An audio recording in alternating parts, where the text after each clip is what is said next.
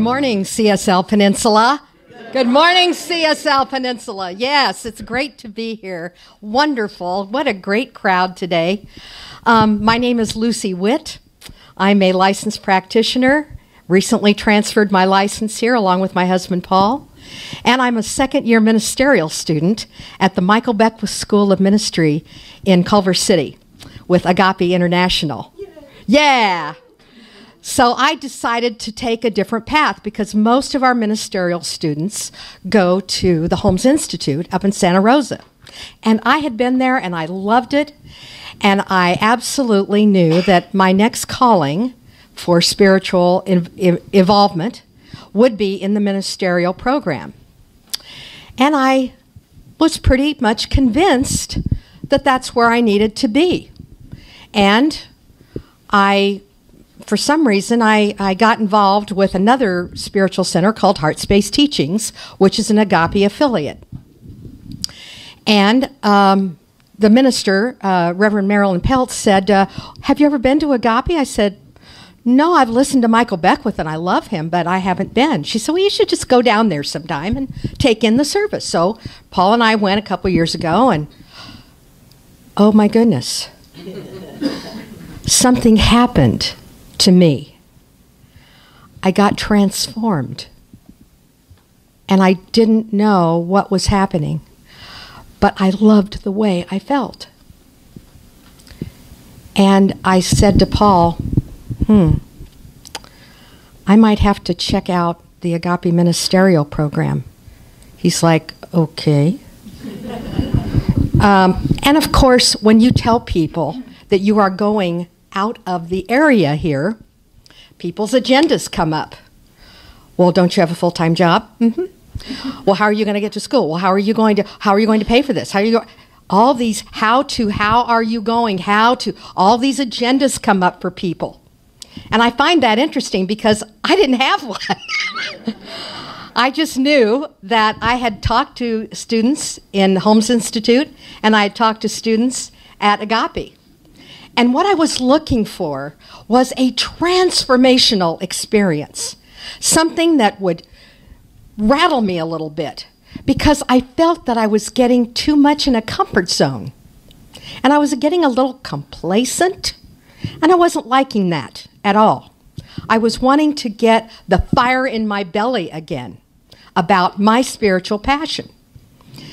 So I said to Paul, I'm going to apply. I don't know. I don't even know if I can get in. I don't even know if I have the qualifications. We'll see. So I applied last year. And, in about a week, I got a call from the minister who was going to interview me, said, you have been tentatively accepted as a candidate for ministerial school at Agape. And I went, oh, okay, all right. All right, so I had my interview, everything went well. I went for the orientation, that went well. I signed up for the first class last year, and I never stopped signing up for classes. I love it. I love the teachings. I love Dr. Michael. He is a true modern mystic, and I'm so grateful that I get to spend at least 2 to 3 hours a week with him at our symposiums in Culver City, because it's a mind blower, man, because when you're with a mystic, they live in the moment and they live their talk. They actually are connected to spirit. Like, wow, how do I get there? Study, meditate, pray, and keep having this transformational experience that you want. Now, other agendas that came up for people were like, well, that's going to cost a lot of money. You got to fly down or drive down. You got to get a hotel or something, and a car if you're going to fly. And, wow, Lucy, I mean, I know you have a good career. I work at Cisco. I'm a technical manager there. Love what I do. Been there 25 years this year. Still going. And I knew that money was not a problem for me. I've always been very abundant. No problem. Okay, so one day Paul says, you know who lives down in Southern California now? I said, no, it's Coco Dolan's. Now, Coco Dolenz is the sister of Mickey Dolenz of the Monkees, and I've been friends with Coco for years.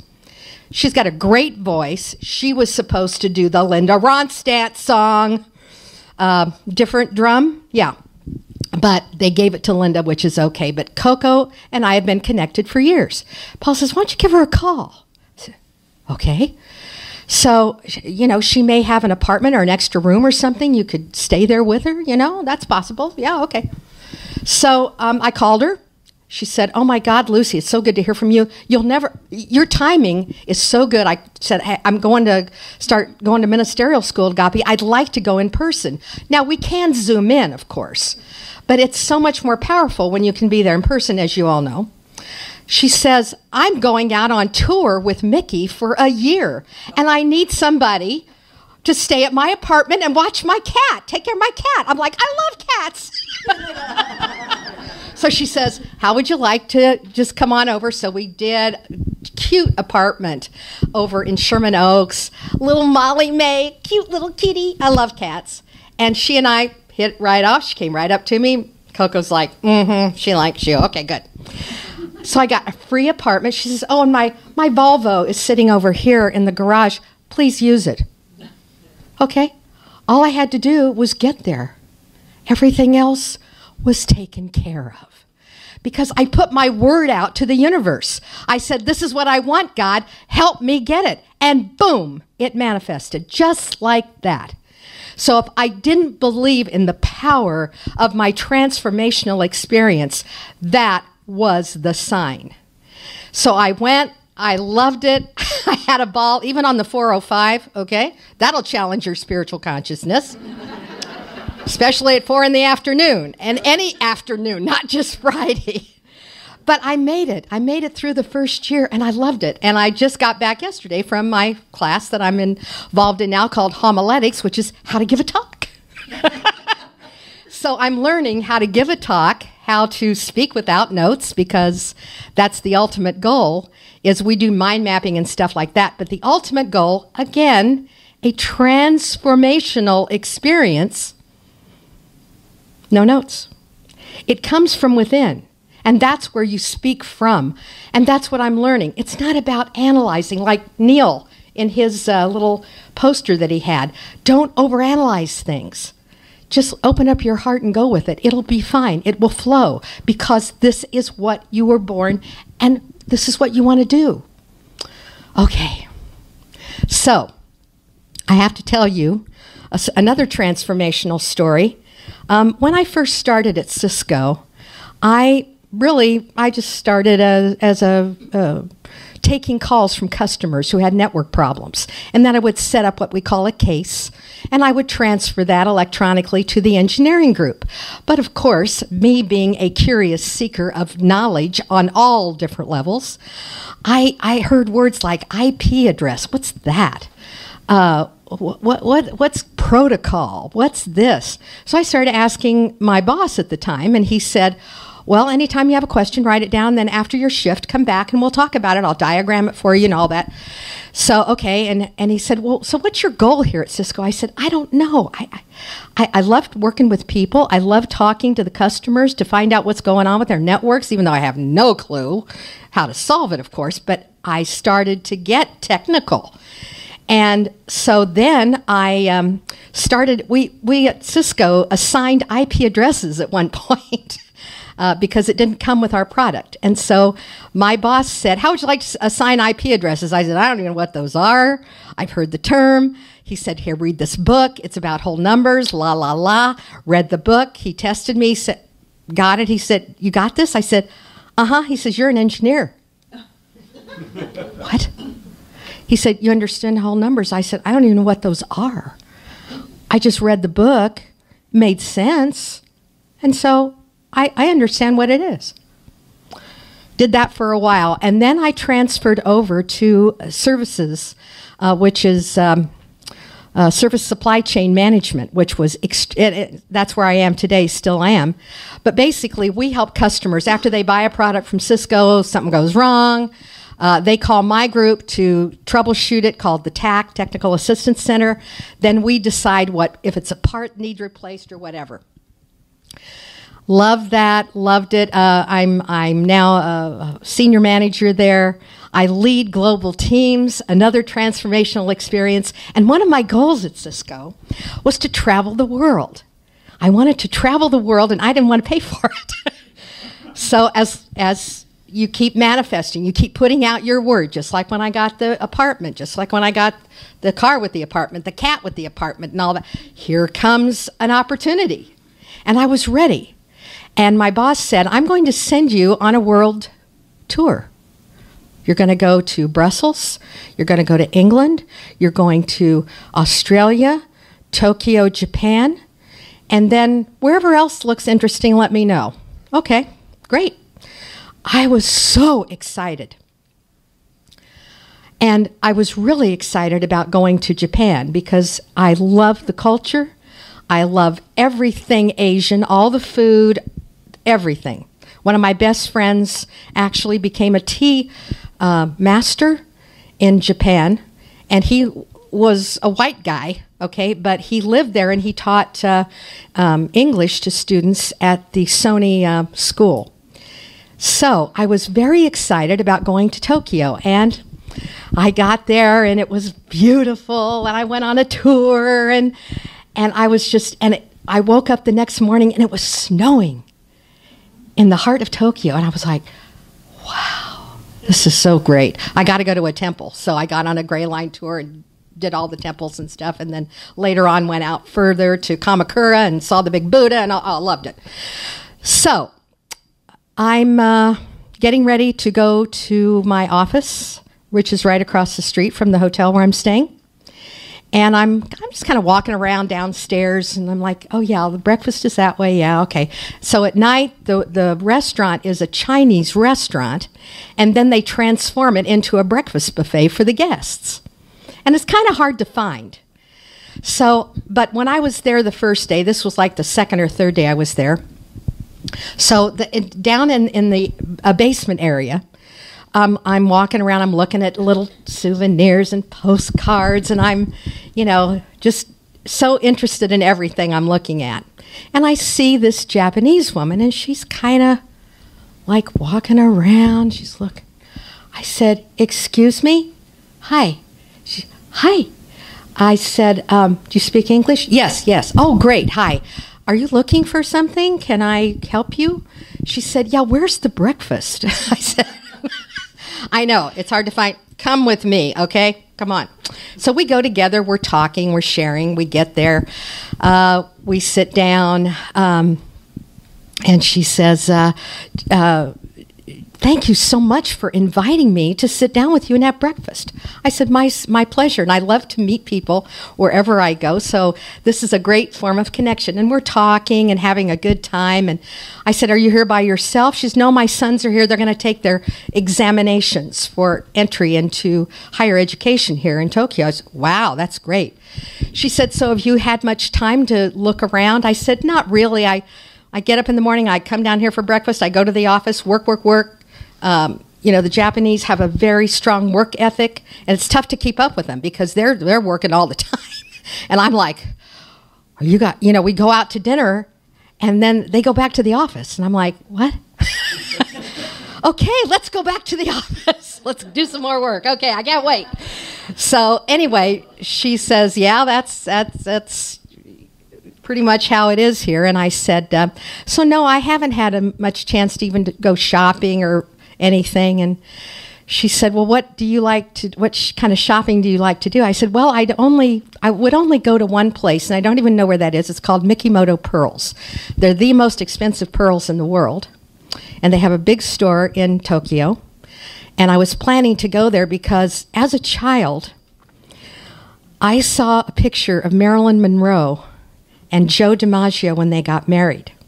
And she had on this cute little black sweater with the little white fur and these beautiful pearls. And I learned later they were Mikimoto pearls. And I said, oh, I'd love to have a pair of those someday.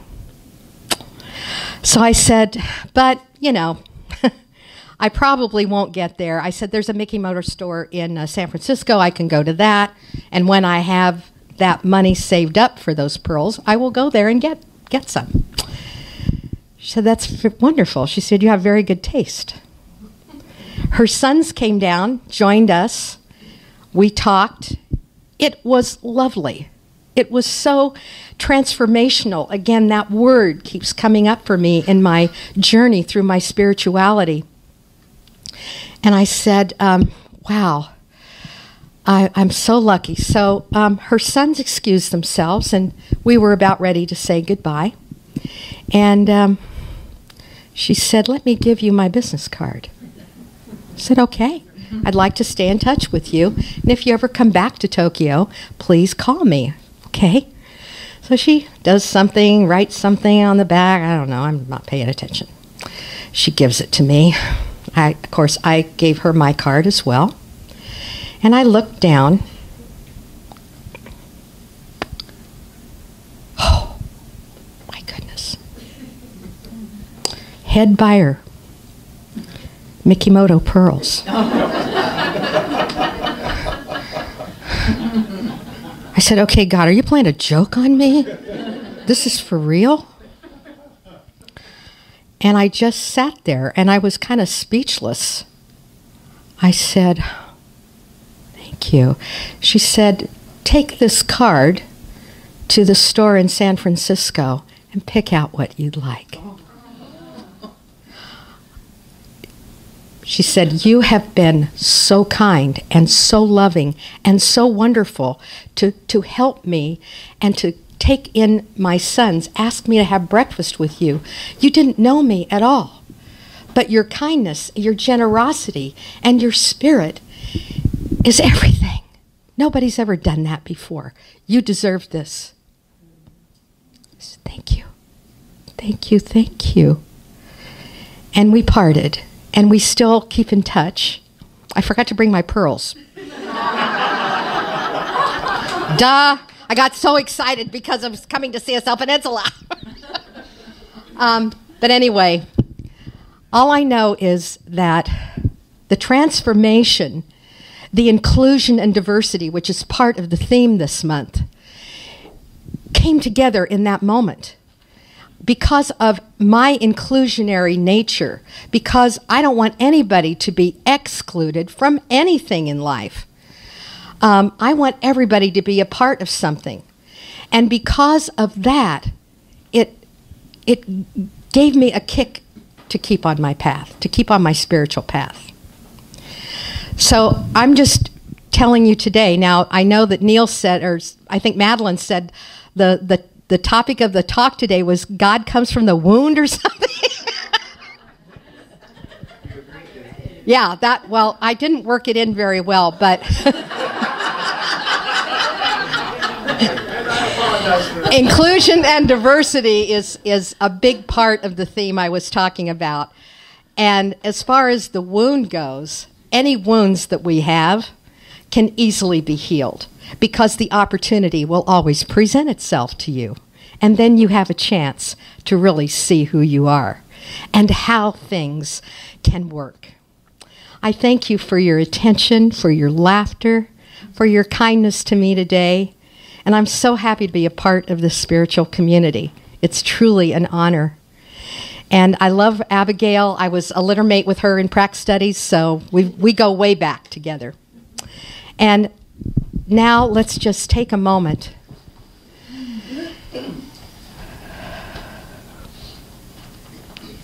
God, we are so grateful, so blessed, so absolutely all consumed with the love that we are involved with right now. I know that I am connected and absolutely in that one mind, that one power, that one presence, and that nothing can shake that absolute inspiration and belief that I am so well grounded in. I know that my connection with Spirit and with everyone in this room continues on as we spiral upward together to reach that ultimate goal of pure love. Because love is what it's all about. Love is the thing. Love is the way it works. Love is the inspiration. Love is the magnificence. And so each one of us today are absolutely tied in with that concept of love abounding, love unbridled, love acceptance. We just feel this at a very deep level now in our hearts. And as we keep opening to the wonderful amazement of life, which includes love, we are so blessed. We are thankful and grateful that we are all together at CSLP today to just love each other and communicate and find out what's going on. What's up in your world? What's your passion? What's your dream? And so as we know this and are grateful for these questions that we answer probably every day, we release, we let go, and we call it good. And please anchor this prayer with me as we say, and so it is.